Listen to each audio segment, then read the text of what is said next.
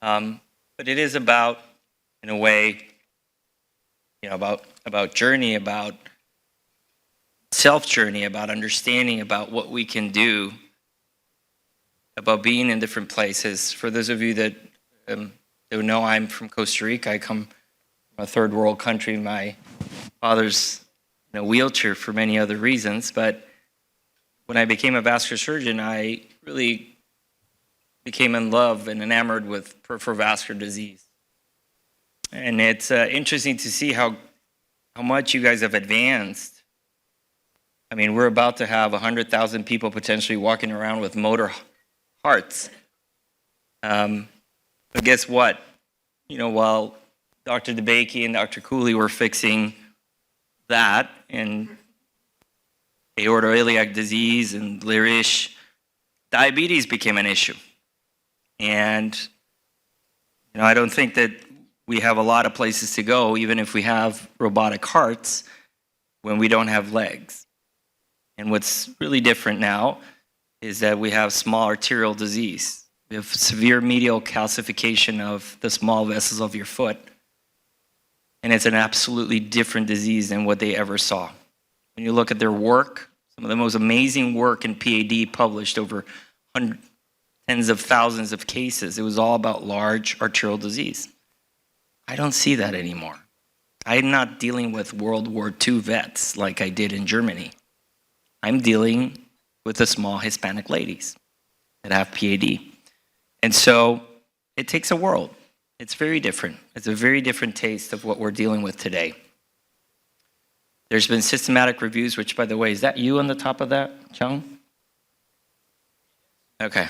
Well, an article of JR's was part of this systematic review, and essentially it just says you have to work together.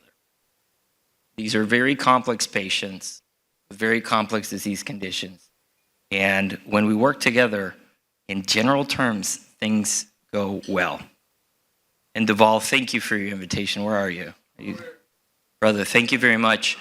This is so inspiring, and we needed this so much. And I agree. It's a bad boys for life, bad girls for life in Houston that are going to be trailblazers in cardiovascular disease, and we should stick to that, Lots of good nuggets in that presentation from Dr. Cohen. Especially, you can still have an amazing future even if they fire you from a place or two. That's fine. All right? Anyway, I love this particular paper. And this particular paper talks about the reduction of major amputations in two cities that are not too far away from there, Calgary and Edmonton. Well, what they did in one of those cities is they just had private doctors coming in and out. They didn't talk to each other. And in the other city, they actually worked really well together. And what they found is that in Calgary, there was a ton of more small amputations and a ton of less major amputations. Whereas if you were a victim of where you decided to be born, then you would actually probably be subjected to the worst outcome, which would be major amputations. And let's not forget that major amputations carry a higher risk of mortality. So this is a big deal. When you're admitted to a hospital, there's different doctors, different algorithms, different pathways. There's confusion in goals, confusion in teams, confusion in follow-ups. You may be the lucky guy that ends up with a team that's super gung-ho about this, that's going to go all the way through, and you're going to go home with a missing toe. But you may not. On the wrong day of the week, on the wrong time of the year, you may be the guy that ends up having a major amputation. And guess what? The problem is, nobody's going to tell you what to do next. It's unclear what your best medical therapy is. It's unclear where you should do rehab. It's unclear what prosthetic you should be doing. And the worst part of this is nobody cares about thinking that you have two legs and not one. And when you need to walk or hop from your chair to your restroom to clean your butt or to get a glass of water, then you realize what independence is. This is real. This is what families go through. So we decided to transform vascular care. We thought that we needed to advance care. We thought that we needed to bring the care to the patients. They get out of the ivory towers which we also proudly represent. Nothing against them. I'm just saying, I remember having about 20 to 30% follow-ups on my patients. So nobody, ultimately, if they rolled into a fancy-ass big hospital, they would not come back to your clinic. Not when you have to pay $20 for parking and you want to have them come in every day of the week for hyperbaric therapy because they have osteomyelitis. So let's be honest. These things are great, and I love that we talk about robotic hearts. But at the end of the day, patients have things to do, family to see. So if you think about a way to organize this and try to get it out, there are things that have been minimally invasive now. Care of vascular peripheral disease is through a 4 French sheath. We could do it as an outpatient. There's no reason to be waiting for anesthesia to try to roll that patient at 10 p.m. It doesn't make sense. Things have de-escalated and we need to get with the times, but not for us. Well, certainly for us, let me tell you that I go home every day at 6 or 7 before I went home at 10 or 11 p.m. That's changed dramatically. But it's for them, for the patients, because they have a clear wound care plan, a clear ID plan, clear medical plan. And then we have to not ignore the fact that there's large language models, artificial intelligence, wearable technology. Most of you probably have your little smart watches and love seeing how many steps you do a day. Well, we have that for patients too. And so it's time to change. It's time to create a phase where we can determine it's either vertical integration, immediate admission to a hospital because they need everything, including ICU and CV anesthesia. It's maybe immediate outpatient care, or it's maybe no immediate outpatient care. So you have to have the basics, non-invasives, vascular lab, podiatry, hyperbaric, walk-in clinics. This is what Hope Vascular and Podiatry looks like. We're across the street from all the major facilities. And we're like those little animals that eat from the mouth of the shark, because we're out there trying to take care of patients that have all these small, potentially important things for their own lives, while a lot of us are maybe distracted on the bigger things. But it is important to have hyperbaric chambers, to have ambulatory access cath labs, or to have classrooms where they can be taught.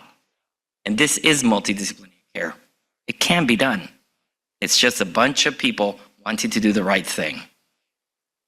Fighting definitely David and Goliath, and it's hard when you're in the medical center. Established care and closed networks, fancy facilities, marketing machines, own primary cares, wound care centers, and endowments. We don't have that. But we are lean, we have same-day appointments, we're personalized, and outcome-centric and grassroots. And the idea is, this is brilliant for any hospital system, which is what it just blows my mind that none of the hospital systems thinks this is important. Decentralized care. It's going to improve the throughput through your ORs. If you create all these small things, and I was told by somebody one day that says, the fact that I like you being around is because next to those 2 legs, there's a heart. Oh, God. I was actually told that by an administrator. My interest in PAD is that there's hearts attached to legs. But I think that you can have a lot of ORs busy, doing a lot of real vascular surgery and bypasses, and all sorts of stuff if you have a de-escalated pattern, all the way down to the mobile units. Yes, mobile vascular units, where we send people to your home to do ultrasounds and to do wound care and to do wound vacs and to do dermal substitutes, because there's no reason why we should bring all those patients to the hospital. We create performance rounds from the administrative level. We have clinical performance rounds from the clinical level. And we've been able to put all this together. And thankfully, there have been a couple of people here or there that have listened to us. And right now, after 4,000 patient encounters within the first 24 months of operations, we're very happy to say that things are moving in the right direction. This is a patient that was referred to me, and I'll finish with this very short. I'm trying to stick to the 7 minutes that Deval told me I should be. I think I'm at 5. But this is a patient who was the father of an ED physician and an ID physician. And it was a Memorial Hermann, and an interventional cardiologist who's a really like a very prolific guy, saw this patient. And as you can see, Michel, that's his name, he's French descendant, had severe disease. And this is the medial artery calcification that I was alluding to. There is nothing to sew to. This is cement These are pipes. This is calcium. You got nothing to work with. Doesn't matter how fancy your orbital atherectomy or your wire gadgetry is.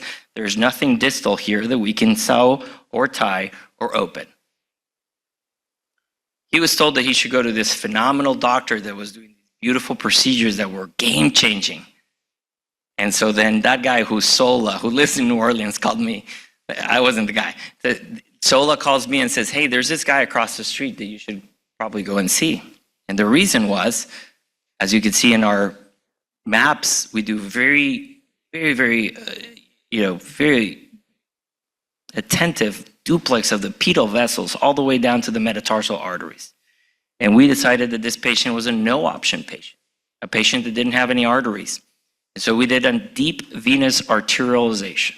You put a stent from the posterior tibial artery into the posterior tibial vein, landing it in the lateral plantar vein of the foot. After a lot of work, we got this published in the New England Journal of Medicine, and it led to the approval of this company, LimFlow Medical. You may have heard it. I see there's representatives from the company in the room, and it was then acquired for about $450 million by Inari. Still don't understand the buy, but now Inari is sold to Stryker, which that doesn't make any other sense to me. But so it is. This is what a deep venous arterialization looks like. It's a big, long stent from an artery to the vein, and then the vein creates a new, novel, retrograde perfusion of the venules of the foot, ultimately leading to wound healing. It is slow. It is painful in many ways. You need a lot of care. You need a good team. You need all these wound care and podiatry people, and you need an overly enthusiastic patient and family to be part of this, because it is not, it is a rocky road. But when that happens, the beauty of it is you can do it. Flight Plan is a software that we developed at Hope. It is how we manage these patients longitudinally. And as you can see, we do timelines of stages of wound infection, wound ischemia and foot infection, which is a SVS global guidelines. And so we manage these patients. This is what I talked about AI. And so we have these systems that essentially see these patients in the background, and they create red flags for when we should see these patients back in clinic. So a physician that normally can manage 100 patients can manage 1,000 patients at the time. Well, what happened with Michel was when I met him, he looked like this. And he said, I have one dream and one dream alone is I want to go to the coast of Italy and I want to have a nice cocktail with my family. After a few months, we got him there. And this is just a story and a note that technology advancement and people that are trailblazers can get things advanced. I am blessed to be in Houston. I am blessed to be here tonight. Thank you all for your attention. Good evening.